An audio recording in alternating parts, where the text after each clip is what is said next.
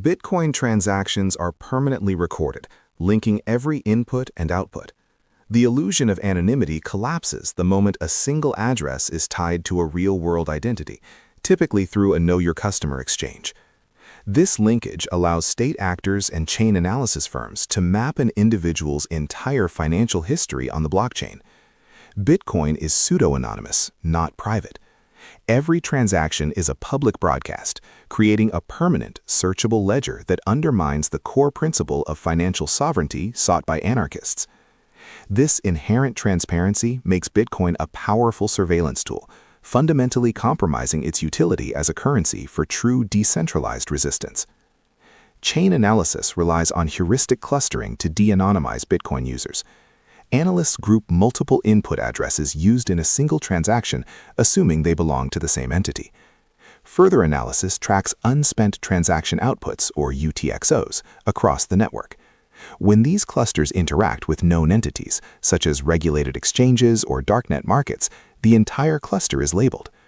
Advanced techniques utilize timing analysis and dust attacks to further refine identity mapping.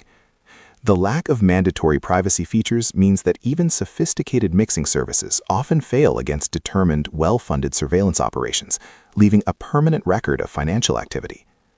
For financial autonomy to exist outside state control, transactions must be unlinkable and untraceable. Anarchist principles demand systems that prevent centralized authorities from monitoring, censoring, or seizing wealth based on political or economic dissent. Traceable currency allows governments to enforce capital controls, levy targeted taxes, and suppress parallel economies. True financial freedom requires fungibility, meaning every unit of currency must be interchangeable without reference to its history. Bitcoin fails this test because coins can be tainted or blacklisted based on their transaction history, a direct consequence of its transparent ledger design. Monero solves this traceability crisis using three core cryptographic layers. The first layer is ring signatures. When a Monero transaction is broadcast, the sender's actual spending key is mixed with several decoy keys, forming a ring. An observer can verify that one member of the ring signed the transaction, but cannot determine which one. This mechanism ensures sender anonymity by obscuring the origin of the funds among plausible signers. The size of the ring, typically 11 members, directly correlates with the degree of plausible deniability, making deterministic tracing computationally infeasible for external observers. The second layer of Monero's privacy stack involves stealth addresses. Unlike Bitcoin, where the recipient's public address is visible on the blockchain, Monero generates a unique one-time destination address for every single transaction.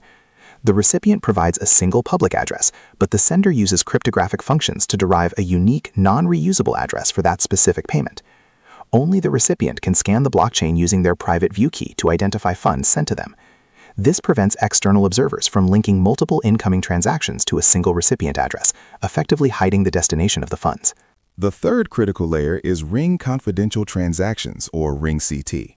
Introduced in 2017, Ring CT conceals the amount of Monero being transferred in a transaction.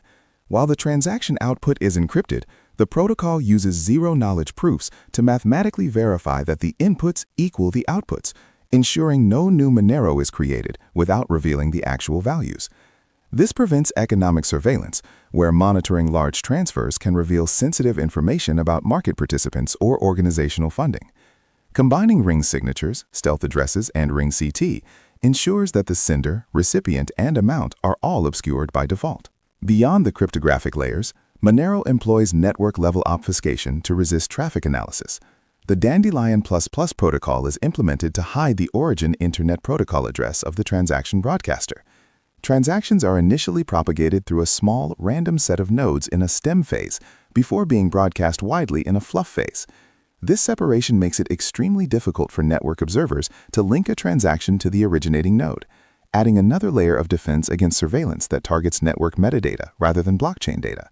This contrasts sharply with Bitcoin's immediate wide-area broadcast model. Monero's mandatory privacy ensures perfect fungibility. Since no transaction history is visible, no Monero unit can be deemed tainted or clean. Every coin is treated identically, preserving its value regardless of its past use. This resistance to taint analysis is crucial for maintaining a currency that cannot be arbitrarily censored or devalued by regulatory bodies.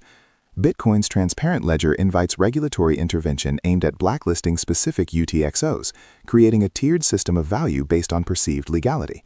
Monero's design inherently rejects this regulatory control mechanism. The untraceable nature of Monero makes it the preferred currency for parallel economies and decentralized markets operating outside state jurisdiction.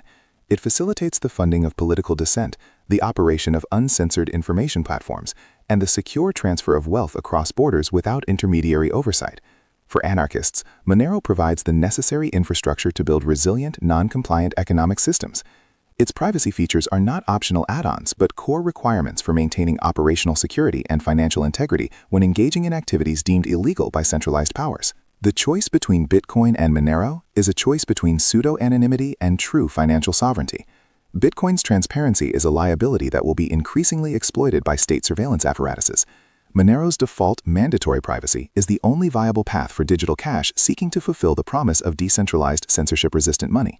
Future digital resistance movements must prioritize protocols where privacy is baked into the core design, ensuring that financial activity remains a private matter between transacting parties, inaccessible to external monitoring or control.